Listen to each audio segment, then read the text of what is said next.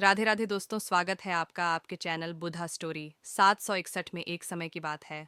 नगर में धर्मवीर नामक एक प्रतापी और धार्मिक राजा राज्य करता था, जो न केवल विद्वान था बल्कि धर्म कर्म में भी गहरी आस्था रखता था।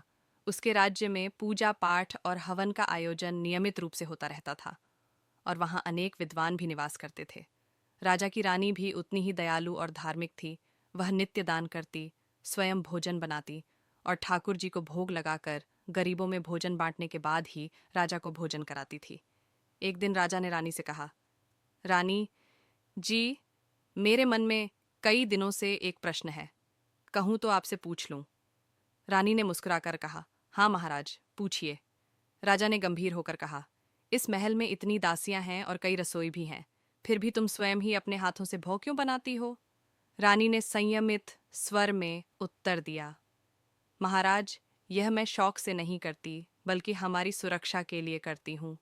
जब मैं 15 वर्ष की थी तब एक रसोइये ने हमारे भोजन में विष मिला दिया था, जिससे मेरे दादाजी का देहांत हो गया। तभी से मैंने निश्चय कर लिया था कि विवाह के बाद भी भोजन में ही बनाऊंगी।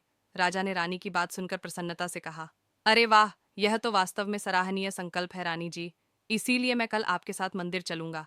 अगले दिन सुबह राजा और रानी मंदिर गए। वहां रानी गरीबों में रोटियां बांटने लगी। बांटते बांटते रानी के हाथ में 2 रोटियां शेष बची। तभी एक स्त्री ने हाथ जोड़कर विनती की, रानी जी, क्या मुझे भी एक रोटी मिल सकती है? मैं सुबह से भूखी हूँ। रानी ने मुस्कुराते हुए कहा, हाँ हाँ, यह लो। परंतु वह स्त्री जैसे ही रोटी थामती है, एक बगुला अचानक आकर उसके हाथ से रोटी छीन लेता है। रानी शांत भाव से बोली, चलो, कोई बात नहीं, यह आखिरी रोटी भी तुम ही ले लो।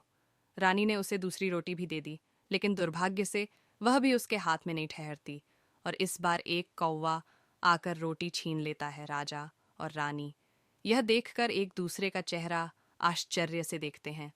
रानी ने फिर अपने हाथों की सोने की चूड़ी उतार कर स्त्री को देने का प्रस्ताव रखा, परंतु स्त्री ने सिर झुकाते हुए कहा, महारानी, मुझे आपका सुहाग का सामान नहीं चाहिए। मैं अपना दुर्भाग्य आपको नहीं दे सकती। मेरे भाग्य में केवल एक ही रोटी है। मैं दिन भर मांगती हूँ, परंतु किसी अजीब तरीके से सारी रोटियां गायब हो जाती हैं। केवल एक ही रोटी बचती है, जिससे मैं अपना गुजारा करती हूँ। यह सुनकर राजा और रानी दोनों सोच में पड़ गए।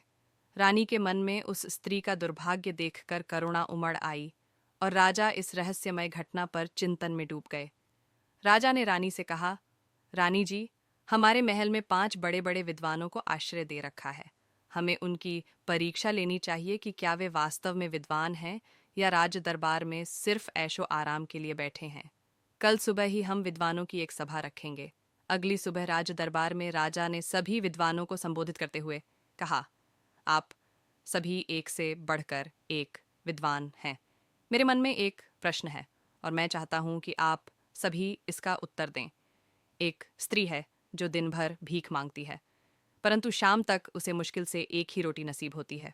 बताइए, उस स्त्री ने पिछले जन्म में कौन से बुरे कर्म किए होंगे जिसके कारण उसे यह दिन देखना पड़ रहा है, और मैंने कौन से पुण्य किए हैं जो मैं इस राज की कुर्सी पर बैठा हूँ। मेरी पत्नी भी अपने सत्कर्मों के कारण रानी बनी, पर उन्हें अपने हाथों से ही भोजन बनाना पड़ता है।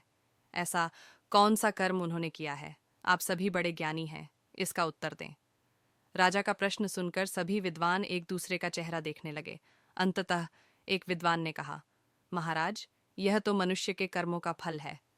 आपने और महारानी ने अच्छे कर्म किए होंगे, इसी कारण आप दोनों राजा रानी बने हैं।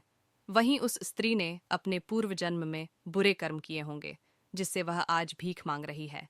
राजा ने यह उत्तर सुनकर नाखुश होकर कहा, यह उत्तर कोई भी सामान्य व्यक्ति दे सकता है। आप लोग इतने बड़े बड़े पूजा पाठ और ज्ञान के धनी ब्राह्मण हैं। आपकी बातें और एक मूर्ख व्यक्ति की बातों में तो अंतर होना चाहिए।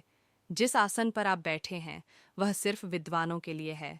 यदि आप वास्तव में विद्वान हैं तो आपको मेरे प्रश्न का उत्तर देना ही होगा।